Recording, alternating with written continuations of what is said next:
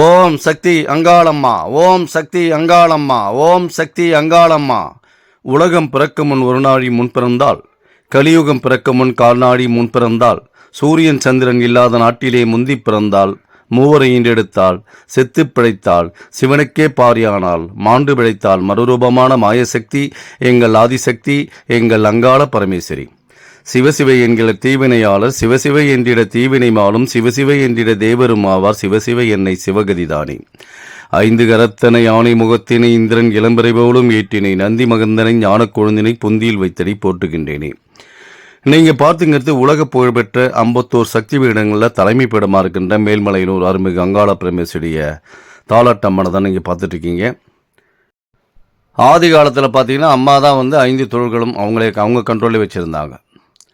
அதாவது கிரேதாயுகம், திரேதாயுகம், துவார யுகம், கலியுகம் இதெல்லாம் பிறக்கிறதுக்கு முன்னாடியே வந்து மணியுகம்ன்றது சக்தி யுகம் தன்னிச்சு ஆட்சி புரிஞ்சாங்க. லலிதா திரிபுர சுந்தரி சொல்லிட்டு 3 அவதாரம் எடுத்தாங்க. அவங்களே படைத்தல், காத்தல், அழைத்தல், மருளுதல், அருளுதல் அப்படின்ற பார்த்தீங்கன்னா 5 தொழில்களும் அவங்கள தான் வச்சுருந்தாங்க. அதான் நீங்கள் பார்த்துருக்கீங்க. இது மலையில் இருக்கிற அம்மா வந்து பார்த்தீங்கன்னா 3வது பிறவி. முதல் பிறவி ஆதிசக்தி, 2வது பிறவி வந்து தக்கனுக்கு மகளாக பிறக்கிறாங்க. 3வது பிறவி தான் அங்காளம்மனா பருவராஜகுலம் மீனவ பெண்ணாக பிறந்து, மீனவர்கள் தான் இங்கே வந்து நம்ம வந்து பூஜை முறைகள்லாம் பண்ணிக்கிட்டு இருக்கோம். நம்ம குலத்தில் வந்து அம்மா வந்து இருக்கிறாங்க. அந்த மாதிரி வந்து பார்த்திங்கன்னா 5 தொழில்களும் அவங்க தான் ஆதி காலத்தில் செஞ்சாங்க. அந்த 3வது பிறவின்றதால தான் 51 சக்தி பீடங்கள் தலைமை பீடமாக என்று வந்து மலையில் சொல்லப்பட்டிருக்கு. அதனால தான் இங்கே வந்து பார்த்திங்கன்னா எல்லாத்துக்குமே துஷ்ட சக்திகள், கெட்ட சக்திகள், அமானுஷ்ய சக்தியால் பாதிக்கப்பட்டவங்க அத்தனை பேருக்கும் அம்மா வந்து விடுதலை பண்ணுறக்கூடிய இடத்துல இருந்துட்டுருக்காங்க. சிவனுக்கே பிரம்மகத்தி தோஷம் நீக்கப்பட்ட தலம். இதில் என்ன பதிவில் கொடுக்க போகிறோம்னா, பங்குனி உத்திரம் அம்மனுடைய பிள்ளைக்கு முருகனுடைய அவருக்காக வந்து பங்குனி உத்திர திருவிழா வந்து இப்போ நடத்திட்டுருக்கோம். அதான் நீங்கள் பார்த்துட்ருக்கீங்க. இது அவலூர்பேட்டை முருகன் கோயிலில் வந்து எடுக்கப்பட்டது. எப்படி அலங்காரம் பண்ணி எவ்வளோ ஜோடிச்சு எவ்வளோ அழகாக வச்சுருக்காங்க பாருங்கள். இதுதான் செய்யணுன்றது இல்லை. ஆதி காலத்தில் எல்லாம் இந்த கூல்ட்ரிங்க்ஸ்லாம் கிடைச்சிருக்குமா? கிடைச்சிருக்க வாய்ப்பு இல்லை. பாருங்கள், கூல்ட்ரிங்க்ஸ் பாட்டில்லே வந்து அப்படியே அழகாக ஜோடித்து அழகுபடுத்தி பார்த்துட்ருக்காங்க. இந்த மாதிரி தான் நமக்கு வந்து எந்த தோணுதோ அந்த மனசில் பிடிச்ச மாதிரி நினச்சி வேண்டுதல் வச்சாவே போதும், அதுக்கு அலங்கரிக்கப்பட்டாவே போதும். இது அலங்காரம் பண்ணுறதுக்காக எவ்வளோலாம் உங்கள் கற்பனை வந்திருக்கோம் உங்களுக்குள்ளே, என்ன மாதிரிலாம் செய்யலாம். இன்றைக்கி நிறைய பேர் கேட்குறீங்க, பூஜைகள் என்ன பண்ணலாம், அவருக்கு என்ன செய்யலாம், முருகனுக்கு எது பிடிக்கும் அப்படிங்கிற மாதிரி தான். அதனால் வந்து பார்த்திங்கன்னா மயில் வாகனத்தில் இருந்துகிட்ருக்காரு, பாம்புடைய சர்ப வாகனமும் அவருடைய காலில் இருந்துகிட்ருக்கோம்.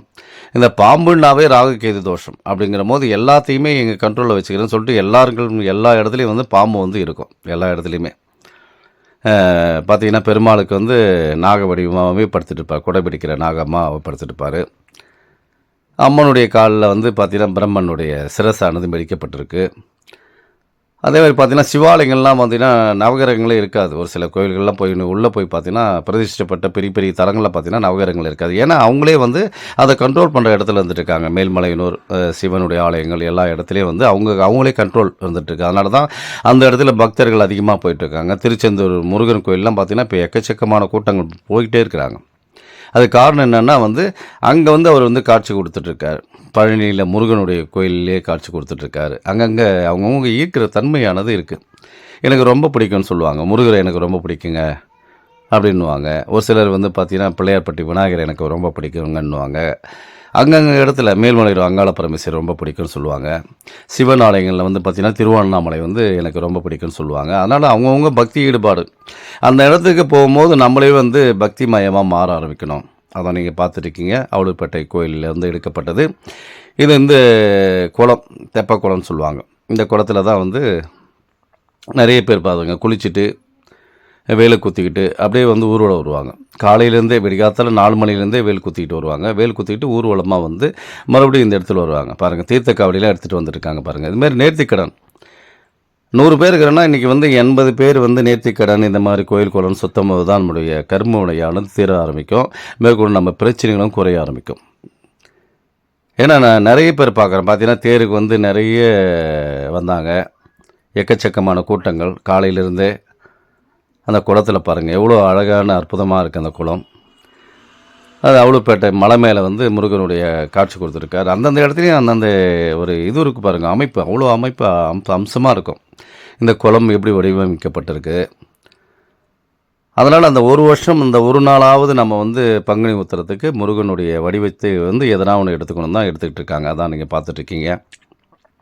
எவ்வளோ அற்புதமாக இருக்குது ஒவ்வொன்றுமே. ஏன்னா அவரே வந்து பார்த்தீங்கன்னா பிரம்மனுக்கு வந்து ஒரு இது கேட்பார். பிரம்மனுடைய அந்த ஒரு கேள்வி, அந்த கேள்விக்கு வந்து அவர் சொல்ல மாட்டார். அதனால் பிரம்மனுடைய வந்து சிறைச்சாலை அடைப்பாங்க. முருகன் அடைத்தான் பிரம்மனை, அவனை சிறையில் அடைத்தான் முருகன் சொல்லிட்டு ஒரு பாடல்களே வரும். அது கேள்வி கேட்கும்போது அது பதில் தெரியல அப்படின்றதால அவர் அடைச்சிட்டாராம். அப்போ வந்து பார்த்திங்கன்னா பிரம்மனுடைய வேலையை வந்து முருகரே எடுத்து செஞ்சாராம். அந்த இடைப்பட்ட காலங்களில் அவர் அற்புதமாக வேலை செஞ்சுருப்பார். பார்த்திங்கன்னா அவருடைய படைப்பு பார்த்திங்கன்னா இந்த கொட்டையை வந்து வெளியே வச்சுருப்பார். முந்திரி பார்த்திங்கன்னா வெளியில் தான் கொட்டைகள் இருக்கும். வெண்டைக்காயெல்லாம் பார்த்திங்கன்னா மேல் நோக்கி நிற்கும். எல்லாமே கீழே தானே காய்க்குது, இது மட்டும் நம்ம மட்டும் டிஃப்ரெண்ட்டாக காமிக்க சொல்லிட்டு மேலே காமிச்சிருப்பார். ஆலமரத்து உடைய இது வந்து பார்த்திங்கன்னா சின்ன சின்னதாக இருக்கும். அற்புதமான படைப்பாக இருக்கும் அவருடைய படைப்பு. கொஞ்ச காலம் வந்து அவருக்கு வந்து கொடுத்துட்றாங்க அந்த படைப்பு தொழிலை வந்து. பிரம்மனை எடுத்து செய்ய வேண்டிய தொழிலை வந்து முருகனை எடுத்து செய்யும் போது பார்த்திங்கன்னா டிஃப்ரெண்ட்டான விஷயங்கள் எடுத்தெல்லாம் கொடுத்துருப்பார். அதனால் அற்புதமாக நிறைய விஷயங்கள் நடந்துகிட்ருக்கு. பிரபஞ்சத்தில் வந்து பார்த்திங்கன்னா நமக்கு ஏற்ற மாதிரி இறைவன் படைக்கப்பட்டது அத்தனையுமே வந்து நம்ம பயன்படுத்திகிட்டு இருக்கோம். அதனால் நம்ம என்ன பண்ணோன்னா அவங்களுக்காக நம்ம எதனா செய்யணும். ஏன்னா நம்மளுடைய கெட்ட சக்தி எந்த அளவுக்கு நம்மக்கிட்ட சுற்றி வாட்டி வச்சுருக்கோ அதேமாரி நல்ல சக்திகளும் இருந்துகிட்ருக்கு. அந்த நல்ல சக்தியை வாங்கினோம்னா நம்ம வந்து அவங்களுடைய வடிவமாக மாறணும். பார்த்தீங்கன்னா ஏழை எளியோர்கள் பணக்காரர்லேருந்து எல்லாருமே வந்து அவங்களுக்கு தகுந்த மாதிரி வந்து அந்த ஈடுபாட்டை வந்து கொடுக்குறாங்க. இந்த கலியுகம் வந்து 80 பேருக்கு தொந்தரவுகள் பிரச்சனைகள் இருக்குன்னு சொல்லிட்டாங்க. அதனால பார்த்தீங்கன்னா இன்றைக்கி தெய்வம் இருக்குதுன்றதுக்காக பார்த்தீங்கன்னா 80 பேர்களும் இன்றைக்கி வேஷம் வடிவம் எடுக்க வேண்டிய சூழ்நிலை இருந்துகிட்ருக்கோம். அந்தந்த கோயிலுக்கு போகும்போது அந்த வடிவமே மாறணும். அது உள்ளுக்குள்ளே கொண்டு வரணும். ஏன்னா இந்த மாலை, இந்த வேஷ்டி, துண்டு, புடவை அதுக்கேற்ற மாதிரி நம்ம வடிவமைக்கும் போது நம்மளே தெய்வமாக மாற ஆரம்பிச்சிடுவோம். நமக்குள்ளே நிறைய விஷயங்கள் அமானுஷ சக்தியானது நமக்குள்ளே வரும். அதுக்காக தான் மாற சொல்கிறோம். பொருட்காட்சியாக பார்க்காதீங்க. ஏன்னா இந்த கலியுகம் வந்து சிறப்பாக இல்லை. ஏன்னா வந்து கிரேதாகம், திரேதாகம், துவாரயுகத்தில் எல்லாம் என்னென்ன நடந்ததோ அதை எல்லாம் சேர்ந்து தான் இப்போ கலியுகத்தில் நடந்துருக்கு. நல்லவனுக்கு நல்லவனும் இருக்கிறான், கெட்டவனுக்கு கெட்டவனும் இருக்கிறான், பொய் சொல்லாதவனும் இருக்கிறான், பொய்யை பேச தெரியாதவங்களாம் இருக்கிறாங்க. நிறைய பேர் இன்றைக்கும் வந்து பார்த்திங்கன்னா ஒரு சிலர் பொய் சொல்ல மாட்டாங்க. இன்றைக்கி பொய் பித்தலாட்டை சுற்றுறவங்களும் நிறைய பேர் இருந்துகிட்ருக்காங்க. கணவன் மனைவி வந்து ஒத்துமையாக கிடையாது, அந்த மாதிரி இருக்குது. ஏன்னா ஒவ்வொரு காலத்துலேயும் ஹரிச்சந்திராவில் வந்து பார்த்திங்கன்னா உண்மையை தான் பேசுனாங்கன்றது காரணத்தை எடுத்து வச்சாங்களாம். அந்த காலத்தில் வந்து பார்த்திங்கன்னா நாம் என்ன பண்ணோமோ அதே தேவலோகத்தில் என்ன பண்ணோமோ அதே கீழ் லோகத்துலேயும் மனிதர்கள் அந்த மாதிரி தான் இருப்பான்னு சொல்லிட்டு அவர் வந்து ஹரிச்சந்திரன் வந்து சோதனை பண்ணுவாங்க. ஹரிச்சந்திரன் உண்மை தான் பேசினாராம். காந்தியடிகளே பார்த்து அந்த அரிச்சனுடைய கதையை கேட்டு அவரும் வந்து உண்மை பேச ஆரம்பித்தாராம். அவருடைய வக்கீல் பார்த்திங்கன்னா எந்த மாதிரி அவர் இருக்கலாம். கடைசியில் வந்து அவருடைய வடிவமைப்பே வித்தியாசமாக இருக்கும். தலை வந்து ஒரு வித்தியாசமாக மொட்டை அடிச்சுக்கிட்டு ஒரு மாதிரி வச்சுக்கிட்டு அவருடைய ட்ரெஸ்ஸு போடாமல் இப்படி தான் வாழணும் அப்படிங்கிறத எதுக்கு காரணம்னு சொன்னால் நம்மளுடைய முன்னோர்கள் என்ன மாதிரி இருந்தாங்களோ அதெல்லாம் ஃபாலோ பண்ணிகிட்டு இருக்காங்க. டாக்டர் அம்பேத்கராக இருக்கட்டும், அவர் போயிட்டு வந்து வக்கீல் சட்டத்துறையை படிச்சுட்டு வந்து தமிழ்நாட்டில் இந்தியாவிலையும் இந்த மாதிரி தான் இருக்கணும்னு சொல்லிட்டு ஒரு அமைப்பு உருவாக்குனாங்க. அதனால் ஒவ்வொரு இடத்துலையும் வந்து அவங்களுடைய சக்தியானதை வெளிப்படுத்தினாங்க. அதனால தான் இன்றைக்கி நம்ம வாழ்ந்துட்டுருக்கோம், அதெல்லாம் பயன்படுத்திகிட்ருக்கோம்.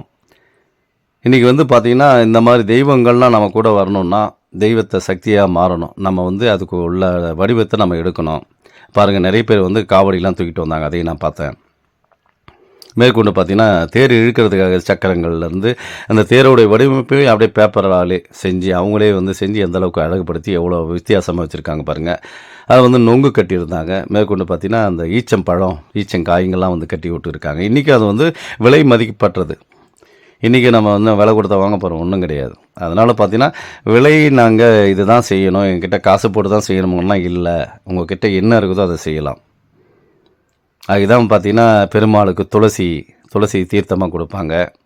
அம்மனுக்கு வந்து வேப்பஞ்சலையே வந்து அம்மாவுக்கு வந்து வடிவம் சொல்லும், உங்களுக்கு தெரியும். சிவனுக்கு வில்வ இலை.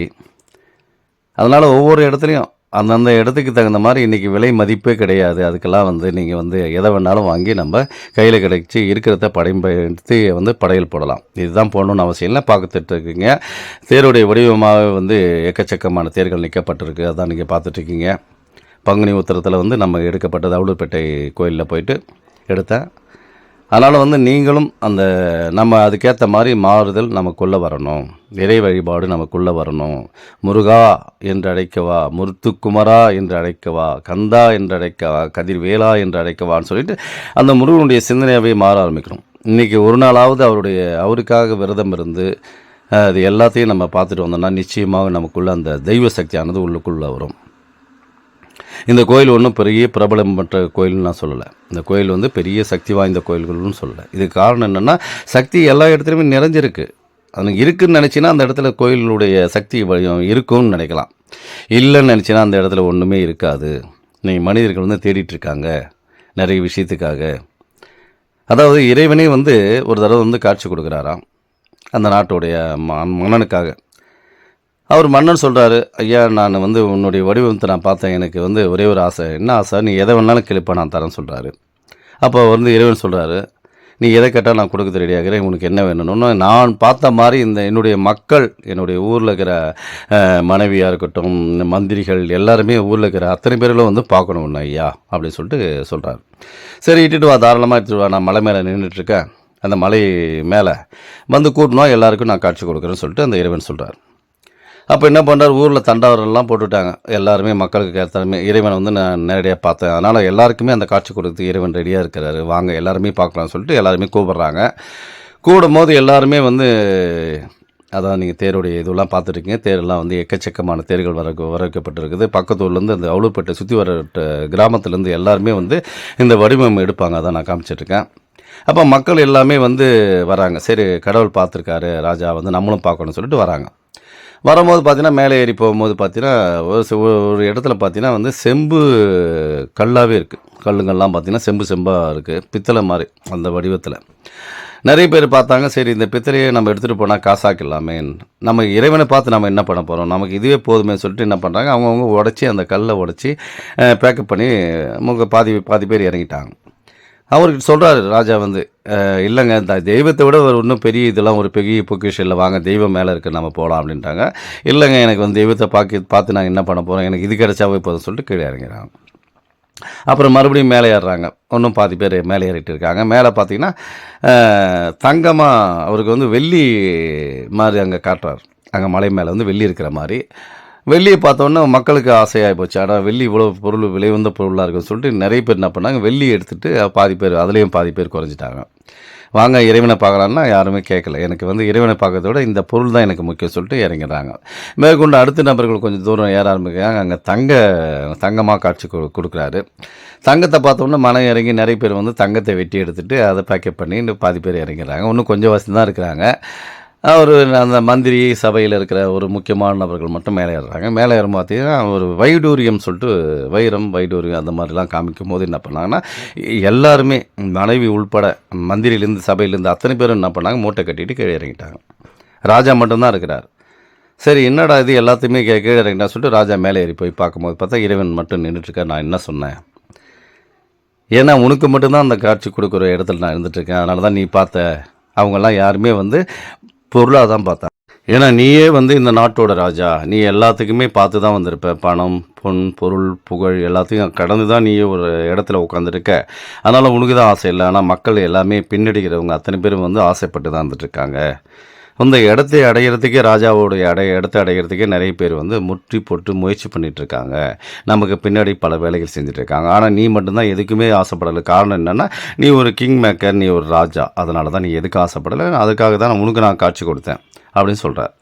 அப்போ அதுவே எனக்கு போதும், இறைவனை நான் வந்து நேரடியாக பார்த்ததே எனக்கு பெரிய சந்தோஷம் தான். வேறு வேறு என்ன தேவைப்படுது, வேறு ஒன்றுமே இல்லை. அதனால தான் இன்றைக்கி வந்து பார்த்திங்கன்னா, நீங்கள் வந்து இந்த மாதிரி நிறைய பேர் பார்த்திங்கன்னா, ஒரு சிலர் பூசாரிகளாக இருக்கிறாங்க கோயில்களில், ஒரு சிலர் பார்த்திங்கன்னா இந்த மாதிரி வந்து அம்மனுடைய வடிவமாகவே இருப்பாங்க. ஒரு சிலர் மேலே முருகர் வருவார், ஒரு சிலர் மேலே வந்து சாமி ஆடுவாங்க. தெய்வ சக்தி அவங்களுக்குள்ள வீட்டுக்கு ஒரு அங்காளமாக இருக்கிற மாதிரி வீட்டுக்கு ஒரு முருகர், அது மாதிரி ஒரு தெய்வ சக்தியானது வீட்டுக்குள்ளே ஒவ்வொருத்தர் மேலே இருந்துகிட்ருக்கு. இல்லாதவங்க இந்த மாதிரி ஒரு தெய்வ வடிவத்தை நம்ம எடுத்துக்கிட்டு நம்ம செயல்படுத்தும் போது இந்த கலியுக வாழ்க்கை சிறப்பாக போகும். நமக்கு என்ன தேவை இருக்குதோ அத்தனையுமே கொடுத்துருவாங்க. இந்த பிரபஞ்ச சக்தியை வந்து நம்ம உள்வாங்கணும்னா நம்ம தெய்வமே மாற ஆரம்பிக்கணும். அதான் நீங்கள் பார்த்துட்ருக்கீங்க, சுற்றி வந்து எவ்வளோ தேர்கள் வந்து பார்த்திங்கன்னா ஒரு சுற்றி அப்படியே நிறைய நெடுக்க அப்படி நின்றுட்டு இருந்தது. நான் இதில் பாதி தான் எடுத்தேன், மிச்ச பாதி வந்து எடுக்கலை. அந்த மாதிரி வந்து நம்ம வந்து மாறணும். அப்போ சுற்று வட்டாரத்தில் இருக்கிறவங்க எல்லாருமே சேர்ந்து அந்த முருகனுக்கானது ஒரு திருவிழாவை வந்து எடுத்து நடத்துகிறாங்க. அதேமாதிரி பாட்டு கச்சேரியும் அருமையாக இருக்கும். சென்னையிலேருந்து யாருன்னா ஒரு பெரிய பெரிய ஆர்கெஸ்ட்ரா இட்டுன்னு வந்து தான் பண்ணுவாங்க. அவ்வளோ பிரமிப்பாக இருக்கும். இந்த சுற்றுவட்டாரத்திலேயே வந்து பார்த்திங்கன்னா முருகன் கோயில்னு பார்த்தீங்கன்னா இதுதான் ஃபேமஸான கோயில். அடுத்தது பார்த்தீங்கன்னா மயிலம் முருகன் கோயில். அதனால் பக்கத்தில் இருக்கிற கோயில்களுக்கு நம்ம வந்து அந்தந்த இடத்துக்கு போய் நம்ம அந்த தெய்வத்தோடைய சக்தியை உள்வாங்கணுன்னா நம்ம உள்ளே போகணும். பல பேர் சேர்ந்து இந்த இடத்துல வந்து நிறைய பேர்கள் அந்த முருகனுடைய சக்தியானது உள்வாங்கிட்டு வரணும் அப்படின்றதுக்காக வந்தவங்க தான் நிறைய பேர். அதில் நமக்கும் போனால் அதில் பங்கீடு உண்டு.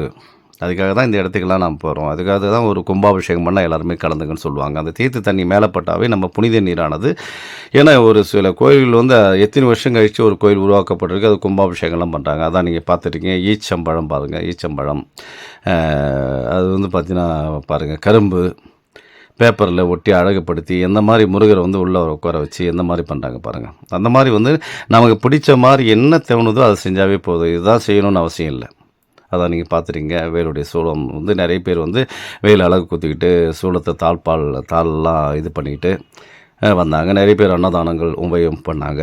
இந்த மாதிரி வந்து நமக்கு வந்து முடிஞ்ச அளவுக்கு வந்து எதையுமே நம்ம எடுத்துகிட்டு போகிறதில்ல. பணம் பணம் பணம் சொல்லிட்டு ஓடிக்கிட்டே இருந்தால் கடைசியில் வந்து வாழ்க்கைன்றது போயிடும். பணம் வந்து நம்மளுடைய தேவைக்கு தான் தேவையை தவிர நாட்டில் வந்து நம்ம எந்த மாதிரி ருசித்து பார்த்துட்ருக்கோன்னு தான் பார்க்கணும். நம்மளை சுற்றி பிரபஞ்ச சக்தி எந்த மாதிரி இயக்கிக்கிட்டு இருக்குது, எந்த மாதிரி நமக்கு தேவையெல்லாம் வந்து இறைவன் கொடுத்துப்பட்டிருக்கு, அதெல்லாம் நம்ம பார்க்கணும். சாதாரணமாக இந்த சித்திரை மாதம் இந்த பங்குனி முடிஞ்சோடனே சித்திரையில் பார்த்தீங்கன்னா வெயில் இப்படி கொளுத்தும், படாத பாடு, எங்கேயுமே நம்ம போக முடியாது. ஆனால் தண்ணிக்காக நம்ம என்ன பண்ணுன்றதுக்கு ஏக்கத்துக்காக தான் இறைவன் நமக்கு வந்து தர்பூசணி, வெள்ளரி பிஞ்சி, பார்த்தீங்கன்னா முந்திரி பழம்லாம் பார்த்தீங்கன்னா அப்படியே தண்ணி அவ்வளோ தண்ணி இருக்கும். அதான் காமிச்சிருக்கேன். இறைவன் எப்படி ஒளிச்சு வச்சு கொடுக்குறாங்க பாருங்கள். தண்ணி வந்து இந்த டைமில் தான் சீசனுக்கு தான் வெளியே வரும், மற்ற டைமில் வராது. அந்த பார்த்தீங்கன்னா அதான் நான் காமிச்சிட்ருக்கேன். எந்தெந்த டைமில் என்னென்ன இறைவன் நமக்கு தேவையோ அத்தனையுமே நமக்கு கொடுத்துருக்குறாங்க. அதான் நீங்கள் பார்த்துருக்கீங்க பாருங்கள். தர்பூசணி வந்து பச்சையிலையும் இருக்குது, இந்த வெள்ளையிலையும் இருக்குது. அதான் நீங்கள் காமிச்சிட்ருக்கேன். இந்த காய்கள்லாம் வந்து தண்ணியை ஒளிச்சு வச்சு நமக்கு இறைவன் கொடுத்துட்ருக்கான். ஆனால் இதையே நிறைய பேர் இன்றைக்கி என்ன பண்ணுறாங்க, ஏன்னா இது 10 ரூபா இன்றைக்கி வந்து 1 கிலோ 10 ரூபா அளவுக்கு தான் விற்கிது. அதான் வெள்ளரி பிஞ்சு காமிச்சிட்ருக்கேன் பாருங்கள். பழங்கள்லாம் கொடுத்துருக்கு. இறைவன் வந்து நமக்கு பலதரப்பட்ட தண்ணீர் வந்து மறைமுகமாக நமக்கு கொடுத்துட்ருக்கான். அதான் நான் காமிச்சிட்ருக்கேன். இதை வந்து பார்த்திங்கன்னா இன்றைக்கி நிறைய பேர் வந்து கெமிக்கல்லாம் போட்டு உற்பத்தி பண்ணுறாங்கன்னு சொல்கிறாங்க. அதெல்லாம் எதுவுமே கிடையாது. ஏன்னா ஒரு 10 ரூபாய்க்கு 5 ரூபாய்க்கு விற்கிறவங்கள வந்து கெமிக்கல் போடுவாங்க. கூல்ட்ரிங்க்ஸ் விற்பனை ஆகிறதுக்காக இது மாதிரி ஏமாற்றி ஜனங்களை வந்து இது பண்ணி பண்ணுறாங்க. பாருங்கள், கூல்ட்ரிங்க்ஸ் பாட்டிலெலாம் எந்த மாதிரி முருகனுடைய அமைப்பாகவே மாறி இருக்குது. காரணம் என்னென்னா இந்த கலியுகம் இந்த மாதிரிலாம் நடக்கும் தெரிஞ்சு தான் அந்த கூல்ட்ரிங்க்ஸ் பாட்டிலே வந்து வச்சுருக்காங்கன்னு நான் நினைக்கிறேன். ஏன்னா வந்து நிறைய பேர் இன்றைக்கி வந்து வதந்தியை கிளப்பிட்டுருக்காங்க. ஒரு 10 ரூபா 5 ரூபா தான் பழம், நமக்கே 1 கிலோ 10 ரூபா கொடுக்குறாங்கன்னா அவங்க வாங்கினதுக்கு தோட்டத்தில் போய் வாங்கும்போது 5 ரூபாய்க்கு தான் வாங்கியிருப்பாங்க. அந்த 5 ரூபா பழத்துலேயே அவன் கெமிக்கல் போட போகிறான், ஊசி போட போகிறான், அது என்ன பெருக்க போகிறான்னா லட்சக்கணக்கில் விற்க போகிறான். அந்த லட்சக்கணக்கில் விற்கிறது இந்த கூல்ட்ரிங்க்ஸ் பாட்டில் தான். அதுதான் வந்து முருகனுடைய பேக் சைடில் வந்து காமிச்சிட்ருக்கு. அது என்னமோ தெரியல, நம்ம சொல்லணுன்ற கருத்துக்கள் சொல்லும் போது அந்த கூல்ட்ரிங்க்ஸ் பாட்டிலாகவே வந்துருக்கு. அந்த இடத்துலையே வந்து அந்த குறிப்புகள் காட்டணும் தான் காமிச்சிட்ருக்கேன். முருகனுக்கு வடிவமைப்பு எந்த அளவுக்கு அழகுபடுத்தி வடிவமைச்சிருக்காங்க பாருங்கள். அவருடைய பாம்பு சரூபமாக வந்து இருக்குது, மயிலுடைய வாகனமாகவும் இருந்துகிட்ருக்காரு. உலகத்தையே வந்து சுற்றி வந்தவர். அதனால் வந்து எல்லா இடத்துலையும் இறைவன் இருக்கிறான் என்பதற்கு இதுதான் முன் உதாரணம் இருந்துகிட்ருக்கான். அதனால் வந்து நம்ம முருகா என்று அழைக்கவா, முத்துக்குமரா என்று அழைக்கவா, கந்தா என்று அழைக்கவா, கதிர்வேலா என்று அழைக்கவா, எப்படி அழைப்பேன் உன்னை, எங்கே காண்பேன்னு சொல்லிட்டு அவங்கவுங்களும் பார்த்தீங்கன்னா கிருபானந்த வாரியரெல்லாம் முருகனுடைய வடிவமாகவே மாறி முருகனுடைய சொற்பொழிவானது நிறைய இடத்துல வந்து பேசிய வந்து மக்களை வந்து நிறைய கொண்டு வந்தாங்க. இன்றைக்கி வந்து இருக்கிறாரு அப்படின்னு தெய்வம் இருக்குதுன்னு நம்புறவங்களுக்கு நிச்சயமாக தெய்வத்தின் அருள் நிச்சயமாக கிடைக்கும். இந்த இடத்துல வந்து அந்தந்த கோயிலும் போயிட்டு நீங்கள் கலந்துங்க. பக்தர்கள் வந்து நேர்த்திக்கடனாக வச்சுங்க. இறைவன் நமக்கு தேவையானது அச்சயமே நிச்சயமாக கொடுப்பான். மேல்மலையனூர் தலைமை பூசாரி. மீண்டும் அடுத்த பதிவில் சந்திப்போம். நன்றி, வணக்கம். மேல்மலையனூர் தலைமை பூசாரி பூபதி ராஜா.